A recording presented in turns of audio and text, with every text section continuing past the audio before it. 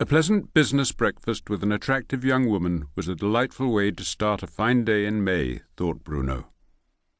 He was sitting on the terrace of Fouquet's café, overlooking the river Vézère, with Nathalie, a real estate broker from Bordeaux, who wanted to use a drone to take photos of the chateau her client was selling. A woman of healthy appetite, she'd demolished one of Fouquet's croissants with relish and a little help from Bruno's basset hound, Balzac. Now she was finishing a chocolatine as Fouquet brought each of them a second cup of coffee. After Nathalie had called him the previous day, Bruno had checked with the aviation ministry and learned that his town was in a special corridor through which French military aircraft were entitled to fly at low level while heading for practice bombing zones in the Massif Central. As a result, he was now explaining to Nathalie drone permits were required and strict height limits applied.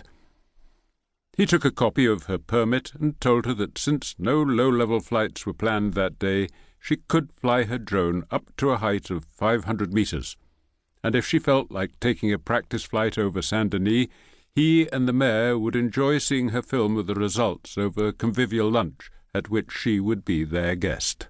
"Of course," she said, smiling as she opened the small suitcase in which the drone and its camera lay amid cushions of black felt. "Maybe you could use it to promote tourism in Saint-Denis?" At that moment, Bruno's phone vibrated. It was Coralie, his counterpart in Les Aisies, the next commune upstream. "Bruno, we have a missing child," Coralie began. "Can you get here with your dog? I'm at the riverbank near the turn-off to Le Caillou. A family was on a canoe and their 6-year-old boy wandered away when the parents were preparing a picnic. You'll see my van.